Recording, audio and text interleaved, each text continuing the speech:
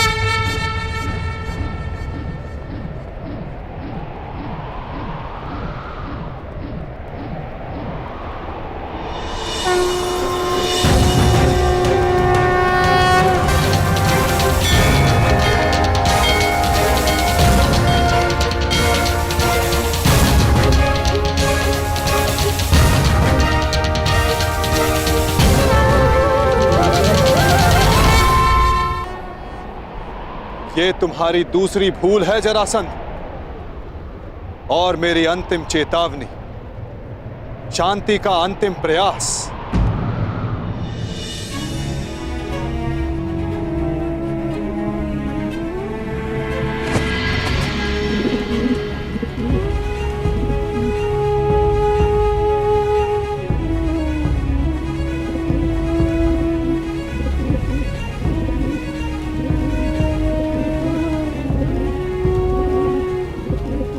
सुन रहे हो जरासंध?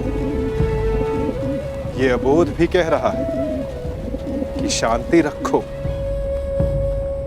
इसके स्वर के बीच के विराम की शांति अनुभव करो जरासंध।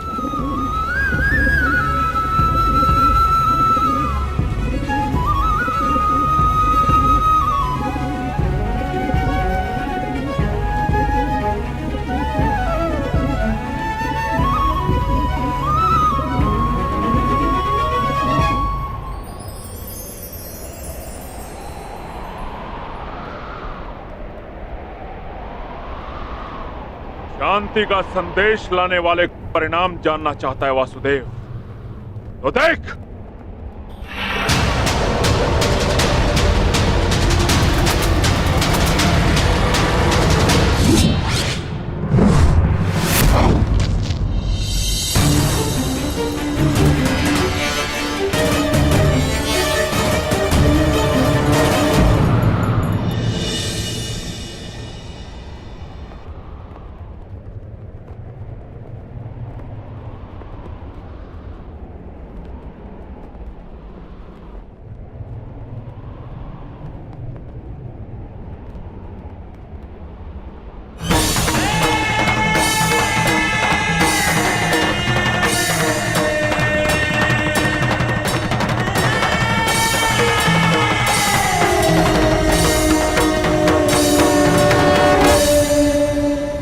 संधि प्रस्ताव लाया। तुमने शांति दूत का वध किया, मैंने शास्त्र से समझाने का प्रयास किया, तुमने शस्त्र उठाया।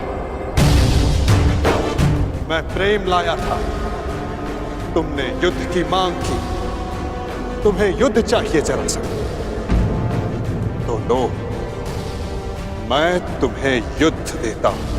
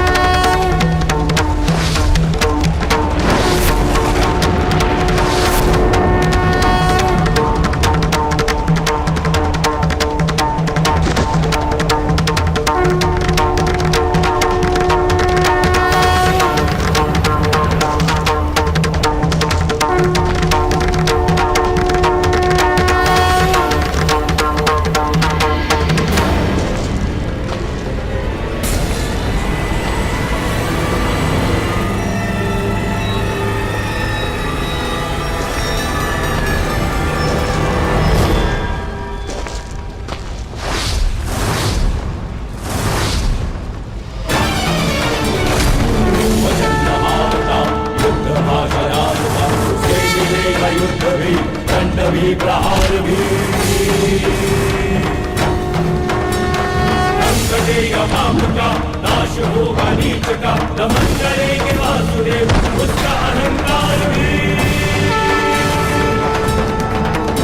रजत के प्रहार से विनाश हुंकार से, क्रोध अग्नि कृष्ण की करेगी पाप का दलन।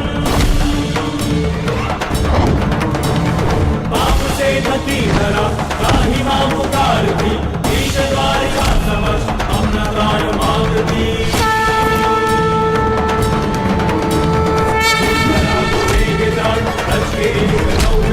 भूमिशाई करके पाप को सजेगी आरती,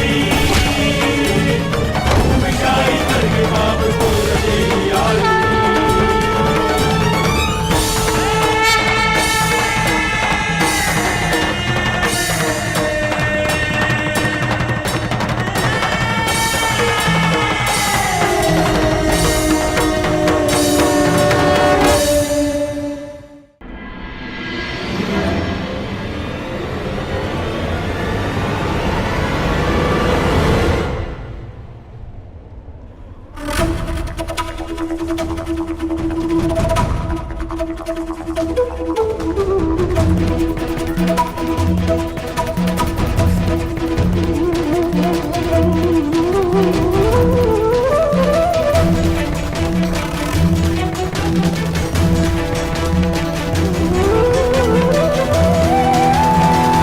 हर पाप के मार्ग में आना मेरा कर्तव्य है, परंतु नियति के मार्ग में आना मेरा अभ्यास नहीं।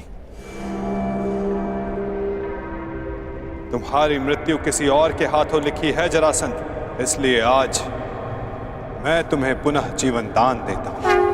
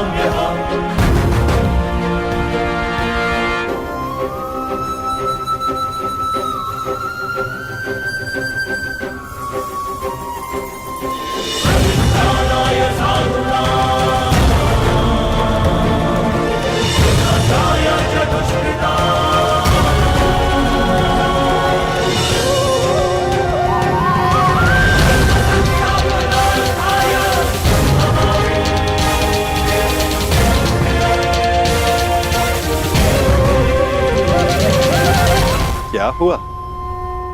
युद्ध में सम्मिलित होने आए थे ना? युद्ध नहीं किया? आपने मुझे विकल्प चुनने को कहा, परंतु अवसर नहीं दिया। अब अनुभव हुआ कि मुझे यहां युद्ध में सम्मिलित होने के लिए नहीं,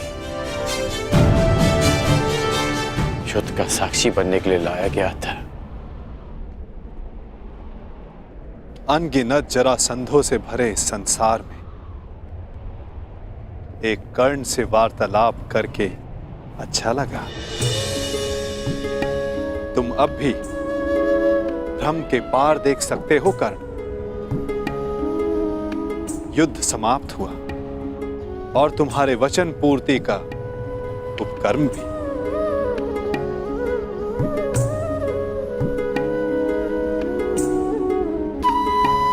तो प्रस्थान करें?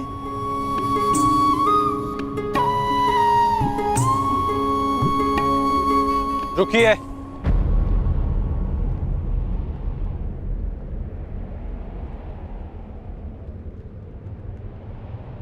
वासुदेव,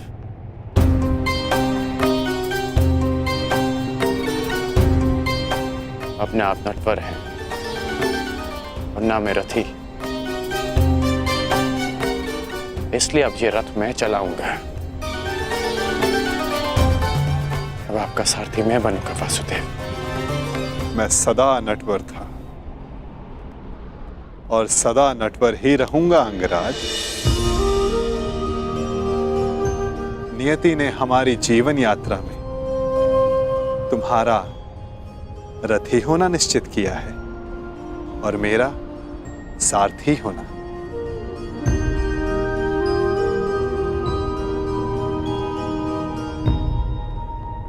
जो मन में है कह डालिए अंगराज।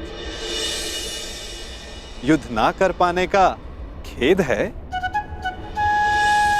नहीं, क्योंकि जिस युद्ध में आप सम्मिलित हो वहां किसी और का युद्ध करना व्यर्थ है।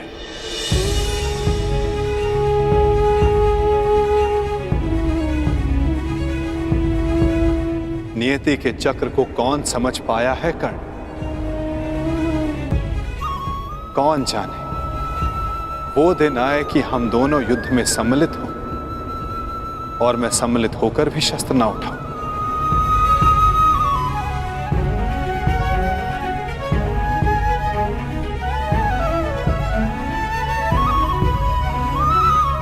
अरे अरे, इतना गंभीर क्यों हो गए? मेरी हर बात पर विश्वास करोगे तो चले जाओगे, और यदि मेरी हर बात पर अविश्वास करोगे तो अधिक चले जाओगे। अब सोचने में ज्यादा समय व्यर्थ मत करो कर्ण, रथ पर बैठो। क्या अब भी कोई यात्रा शेष है?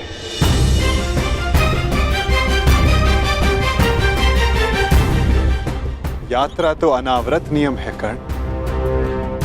तुम्हारी मगध की यात्रा समाप्त हुई, हो सकता है कहीं और किसी नई यात्रा का प्रारंभ करने जा रहे हैं।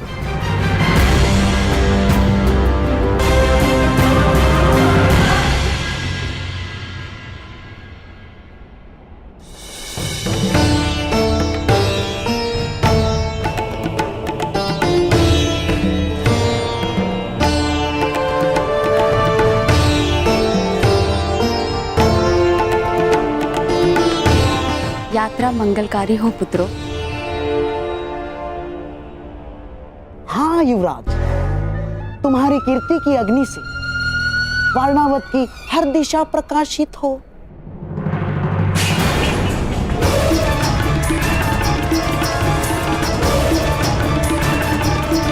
बहना,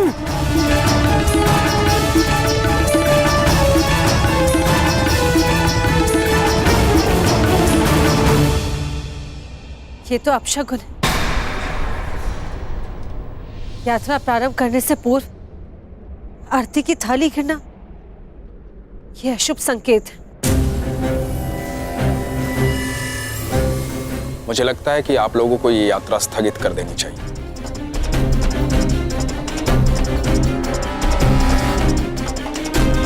शास्त्रों में लिखा है, किसी भी शुभ मुहूर्त में कोई विघ्न आए तो उसे टालना ही उचित है। भ्राता विदुर कह रहे हैं तो यात्रा स्थगित ही कर देनी चाहिए।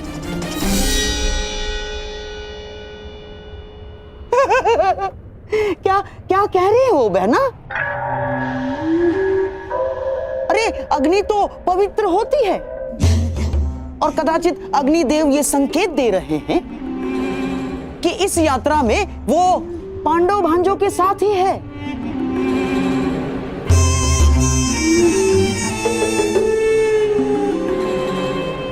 परंतु महामंत्री, आप तो स्वयं नीति कुशल हैं। वारणावतवासी युवराज युधिष्ठिर की प्रजा है और वहां उनके और बहन कुंती के सत्कार में विशेष प्रबंध कर दिए गए हैं। और अब यदि यह यात्रा स्थगित हुई तो न केवल प्रजा का उत्साह भंग होगा, बल्कि प्रजा में यह संदेश भी जाएगा कि युवराज युधिष्ठिर केवल एक अपशकुन के भय से अपने कर्तव्य से पीछे हट गए ना।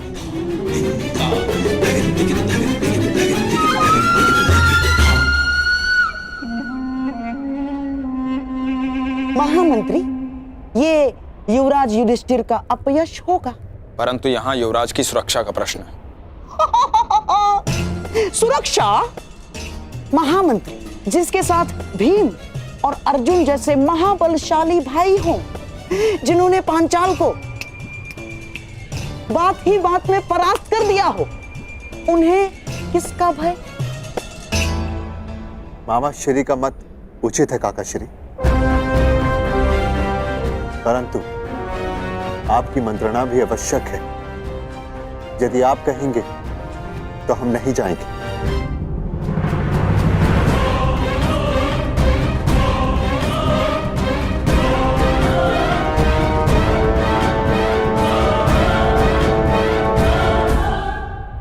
क्या आज्ञा है काका श्री? ठीक है युवराज, आप प्रस्थान करें।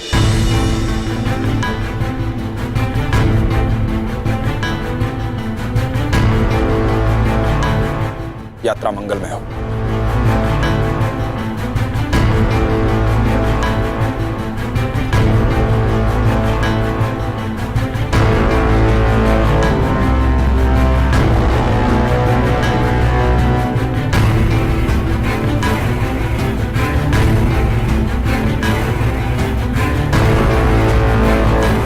चलिए माता श्री।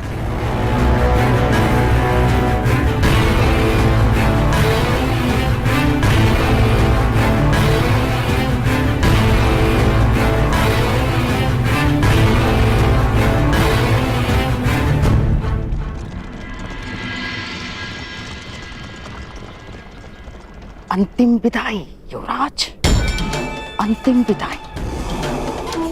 अब कदाचित हस्तिनापुर तुम्हारा मुख कभी न देख पाए।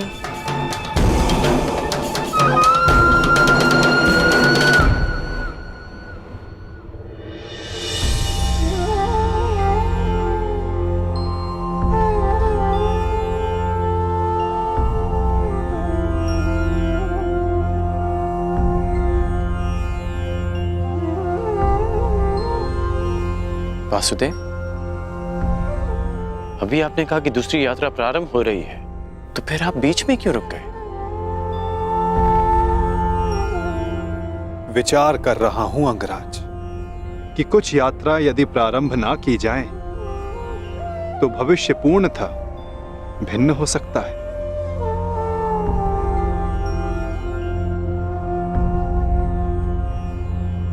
मैं आपकी ये पहेली भी समझ नहीं पाया।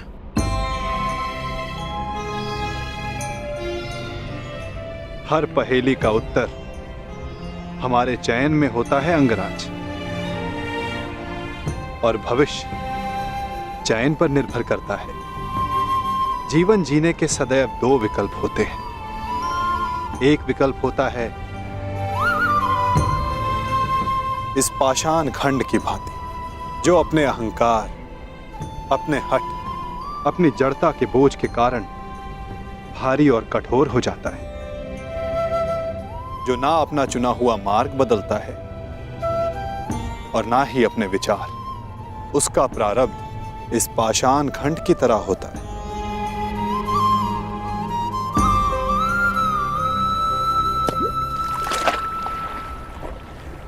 जल में डूब जाना।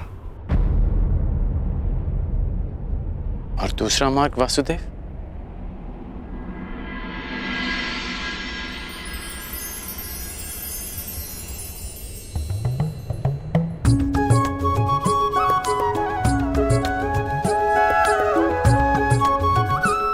भक्ति मार्ग, इस मोर पंख की भांति हल्का, जो वायु के वेग में बहता है।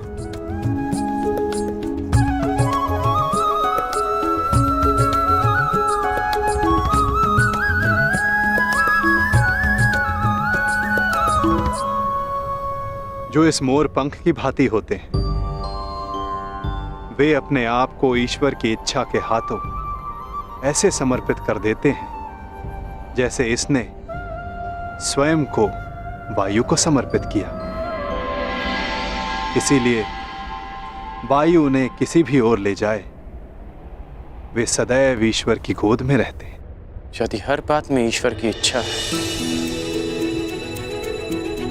और प्रकृति भी ईश्वर की गोद है, तो ये पाषाण ईश्वर की गोद में ही गया है। तो इस प्रकार तो ये दोनों मार्ग एक ही हुए ना वासुदेव? पाषाण हो या पंख, वायु के साथ बहें या जल में मग्न हो जाएं, रहना तो ईश्वर के साथ ही है।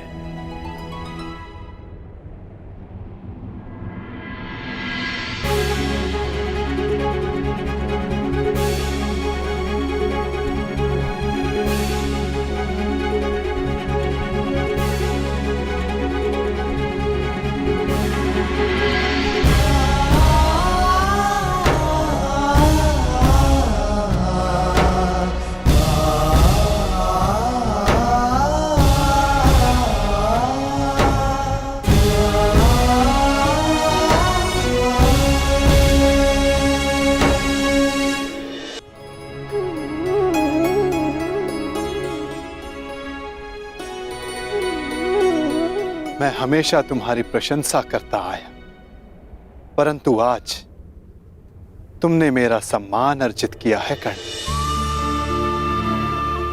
तुमने वो समझ लिया जिसका ज्ञान पाने में ऋषि मुनि अपना सारा जीवन बिता देते हैं। कोई पाषाण खंड नहीं, कोई मोर पंख नहीं। यदि कुछ महत्वपूर्ण है तो कर्म और कर्म के परिणाम।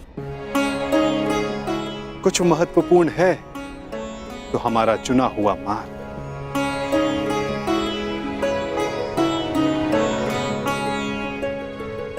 बहुत ज्यादा सोचते हो अंगराज, बहुत समय भी व्यर्थ करते हो।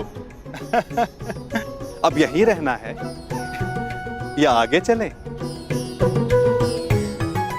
रुके तो आप हैं वासुदेव। कहा था ना, जीवन मार्ग में रुककर देख लेना चाहिए कि लक्ष्य उचित है या नहीं। और हमारा मार्ग हमारे साथ छल तो नहीं कर रहा है।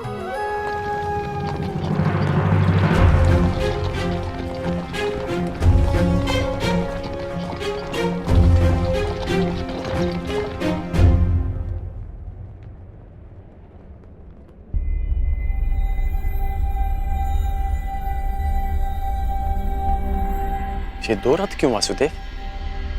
क्योंकि यहां से दो मार्ग जाते हैं कर्ण, एक हस्तिनापुर को और दूसरा पांचाल को।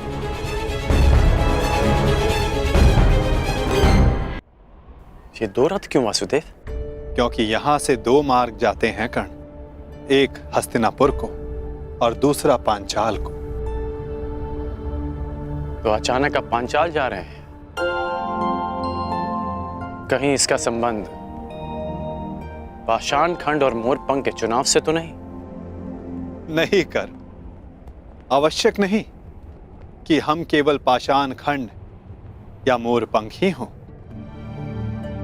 कभी कभी कर्म के साथ साथ निमित्त भी महत्वपूर्ण होता है। हम में से कुछ पाषाण पानी के लिए निमित्त होते हैं, मोरपंख के लिए वायु का, और निर्माण के लिए अग्नि का। निर्माण के लिए अग्नि का? परंतु अग्नि तो सब भस्म कर देती है। हाँ, परंतु यही अग्नि पवित्र भी करती है अंगराज। और ऐसी ही एक अग्नि का साक्षी बनने जा रहा हूं मैं, जो एक पिता के मन में उत्पन्न हुई। वो अग्नि जो एक दिन सब पवित्र कर देगी।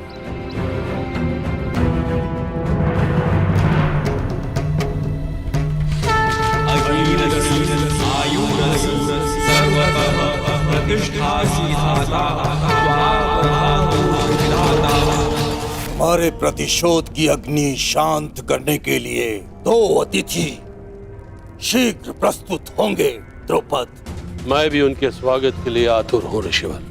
तब से जब से द्रोण ने मेरा अपमान किया। ये कैसी विचित्र अग्नि है द्वारकाधीश? अग्नि अग्नि होती है कर्ण। हाँ, उत्पत्ति का कारण और उद्गम भिन्न हो सकते हैं। लालच की अग्नि, घृणा की अग्नि, छल कपट की अग्नि। आशा करता हूं जब कभी ऐसी अग्नि से तुम्हारा सामना होगा तो तुम उचित निर्णय लोगे कर्ण। एक बात का आश्चर्य है वासुदेव, आप पांडवों के ममेरे भाई हैं, तो मुझे लगा कि आप मुझे कुमार दुर्योधन से दूर करने का प्रयास करेंगे, परंतु आपने ऐसा नहीं किया। क्योंकि सारथी का कार्य केवल मार्ग दिखाना होता है अंगराज, चयन तो रथ ही करेगा। फिर भी यदि समय आने पर चुनाव करना पड़ा तो किसका चुनाव करोगे अंगराज?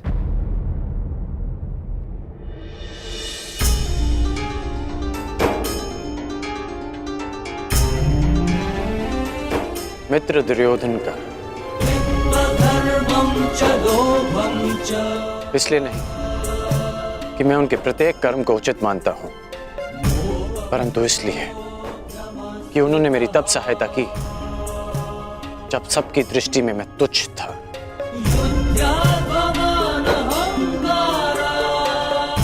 मैं पाषाण होने का विकल्प चुन चुका हूं, क्योंकि जल रूपी निमित्त बनकर दुर्योधन ने मुझे संभाला। चयन तुम्हारा है अंगराज, परंतु स्मरण रखना, हम कर्म चुनते हैं और कर्म हमारा परिणाम चुनता है।